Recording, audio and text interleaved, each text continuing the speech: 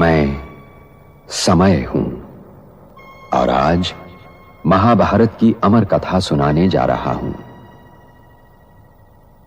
यह महाभारत केवल भरत वंश की कोई सीधी सादी युद्ध कथा नहीं है। यह कथा है भारतीय संस्कृति के उतार चढ़ाव की। यह कथा है सत्य और असत्य के महायुद्ध की। यह कथा है अंधेरे से जूझने वाले उजाले की। और यह कथा मेरे सिवा कोई दूसरा सुना भी नहीं सकता, क्योंकि मैंने इस कथा को इतिहास की तरह गुजरते देखा है। इसका हर पात्र मेरा देखा हुआ है।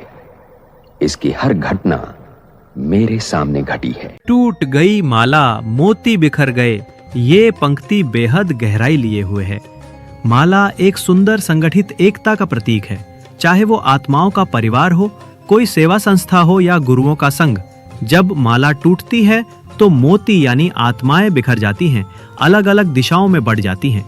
अर्थ एकता का विघटन। जब कोई आत्मिक संस्था या दिव्य परिवार विघटित होता है, यदि माला को किसी महान आत्मा की यादगार रूप में लें, जैसे मम्मा, ब्रह्मा बाबा, तो माला टूटने का अर्थ हो सकता है उस आत्मा के द्वारा बनाए गए स्मृति सूत्र या जीवन के आदर्श छिन्न भिन्न हो जाना। अर्थ मूल्यों का बिखराव।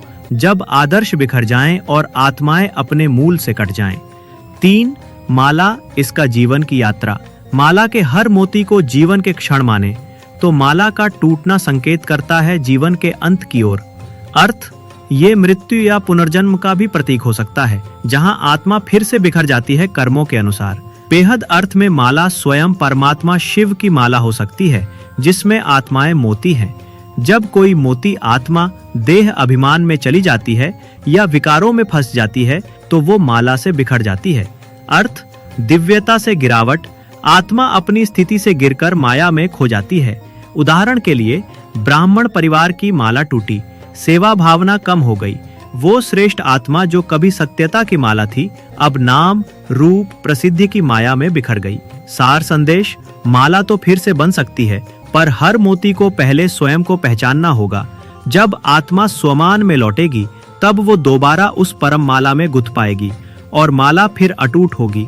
इस बार माला में पिरोए जाने का एक ही मापदंड है, सार संग संपूर्ण साक्षी दृष्टा। फिर आपको आयुषी होने से कोई नहीं रोक सकता। ये माला आधा कल्प अटूट होकर झूमती रहती है। मैं ही दुर्योधन हूं, मैं ही अर्जुन और मैं ही कुरुक्षेत्र। क्योंकि महाभारत बनते बिगड़ते रिश्तों और रिश्तों के आधार और जीवन सागर को मथकर जीवन के तत्व और सत्य का अमृत काढ़ने की कहानी भी है। और ये लड़ाई हर युग को अपने अपने कुरुक्षेत्र में लड़नी पड़ती है, क्योंकि हर युग के सत्य को वर्तमान असत्य से जूझना पड़ता है। और जब तक मैं हूं, यह महायुद्ध चलता रहेगा और मेरा कोई अंत नहीं। मैं अनंत हूं। इसीलिए यह आवश्यक है कि हर वर्तमान इस कहानी को सुने और गुने, ताकि वो भविष्य के लिए तैयार हो सके।